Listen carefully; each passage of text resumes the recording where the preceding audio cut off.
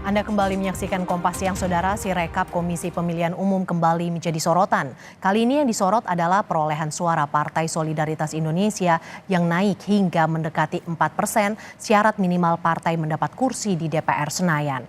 Sementara partai lain seperti Partai Persatuan Pembangunan suaranya sempat turun di bawah 4%.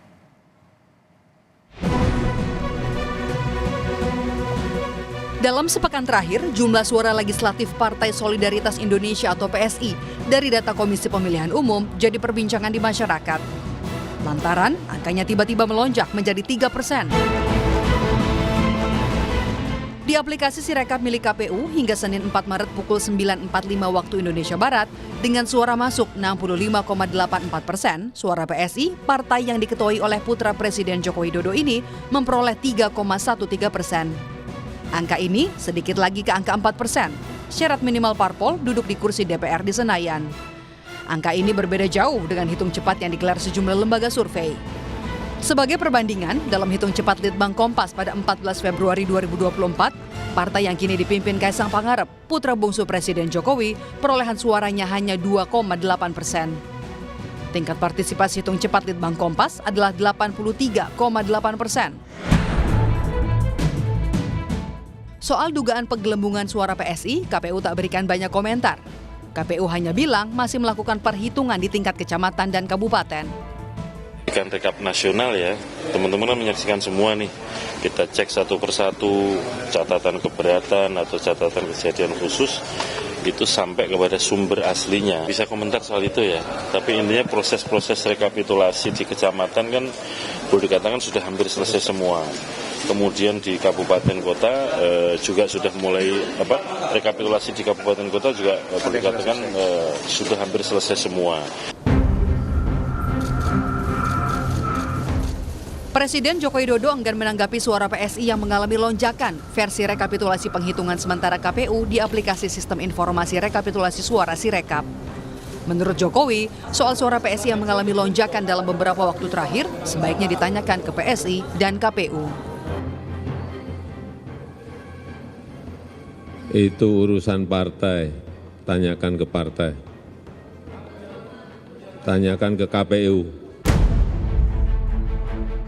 Merespons anomali perolehan suara partai berlogo bunga mawar yang melonjak, politikusnya pun membantah tudingan ada penggelembungan suara dan operasi sayang anak Presiden Jokowi di KPU. Kalau memang Pak Jokowi itu cawe-cawe interfere, ya kenapa sekarang ya? Kenapa angkanya itu masih 3,13 ya? Kalau memang udah mau cawe-cawe, mau intervensi, ya dari awal dong. Dia kan punya, orang menganggap dia punya otoritas yang sangat tinggi kan. Jadi dia katakan kalau sayang anak, kenapa dibikin anaknya pusing dulu ya?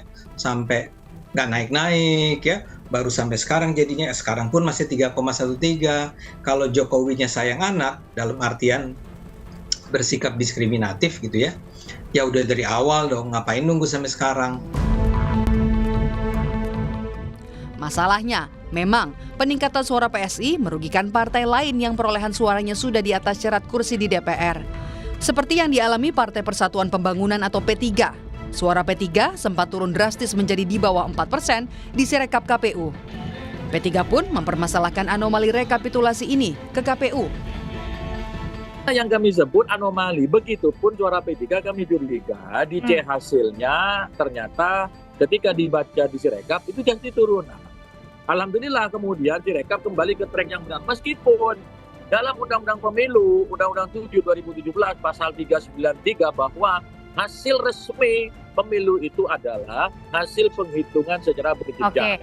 Sirekap tidak ada sandaran hukumnya sehingga patut diabaikan. Tapi gara-gara Sirekap itu membuat kehebohan, di negeri ini gitu.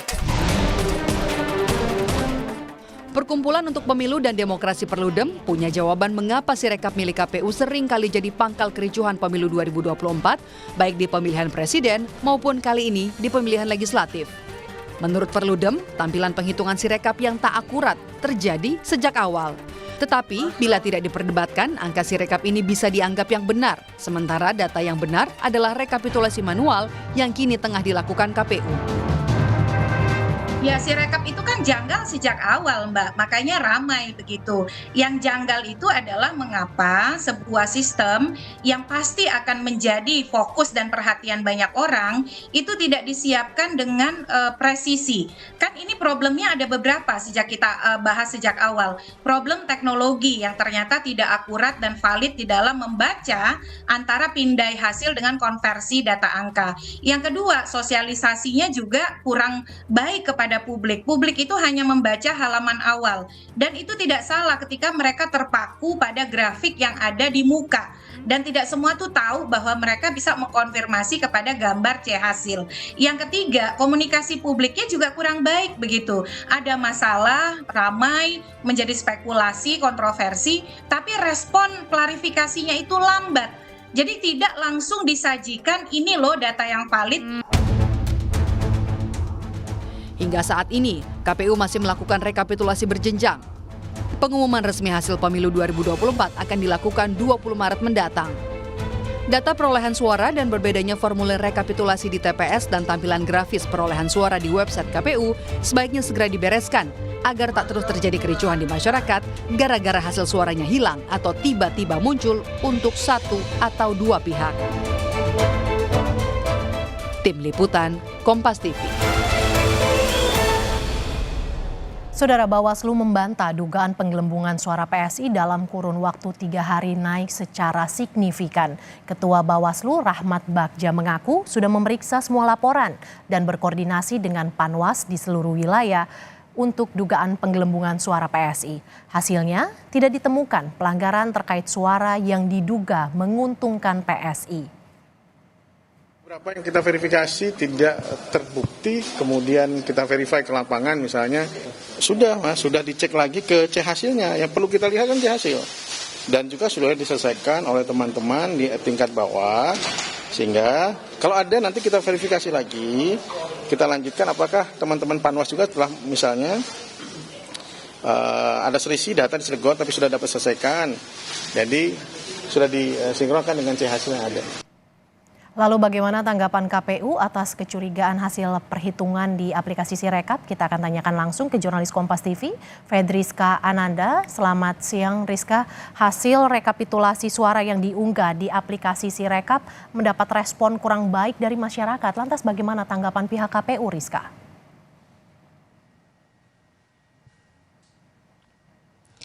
Ya, selamat siang Mercy dan juga saudara. Hingga saat ini belum ada update ataupun informasi terbaru disampaikan oleh KPU kepada baik kami ataupun melalui konferensi pers. Namun kemarin ini juga sempat dijawab oleh salah seorang anggota KPU yakni Idam Holik mengenai kritikan yang banyak mengarah kepada KPU ini, yang mengatakan bahwa KPU kemudian meminta kepada masyarakat untuk masyarakat yang mengakses aplikasi Sirekap ini untuk dapat mengecek form C1 yang terlampir di dalamnya. Dan kemudian Idam Holik juga mengatakan bahwa melalui aplikasi Sirekap ini merupakan keterbukaan publik yang paling terbaik selama sejarah pemilu dilaksanakan di Indonesia, di mana kalau misalkan dia mengatakan tentu setiap tahun dalam pelaksanaan pemilu terjadi evaluasi, namun melalui aplikasi Sirekap ini merupakan keterbukaan publik terbaik yang pernah mereka dapat berikan kepada masyarakat, sehingga memang masyarakat dapat mengakses begitu terkait dengan ataupun mengawal suara mereka melalui aplikasi Sirekap.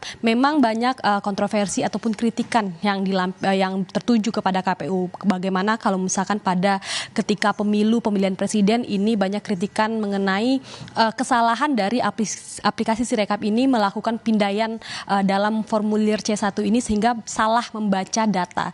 Dan kemudian saat ini terjadi lagi kritikan kepada KPU mengenai kemudian kritik ini datang begitu ya ketika suara PSI ini menggelembung dan juga terjadinya penurunan suara terhadap partai P3. Nah, hingga saat ini memang belum ada konferensi pers yang dilakukan oleh KPU ataupun informasi terbaru mengenai kritikan yang ditujukan kepada KPU ini, Mercy.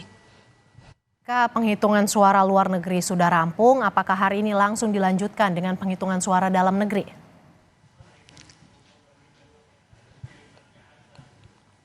Ya, Mercy, betul, ini untuk penghitungan ataupun rekapitulasi dalam negeri ini kembali dilakukan.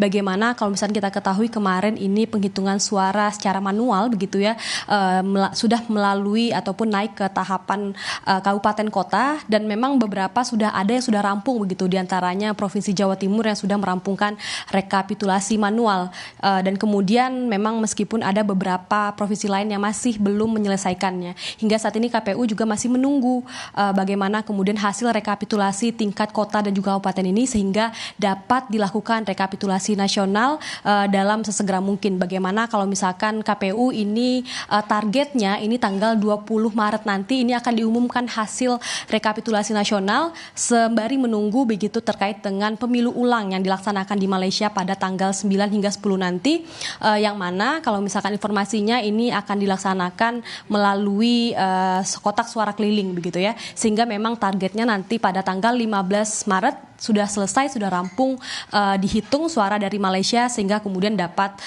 rekapitulasi nasional dan juga suara-suara dari luar negeri lainnya dapat dilaporkan ataupun diumumkan secara resmi oleh KPU. Mercy.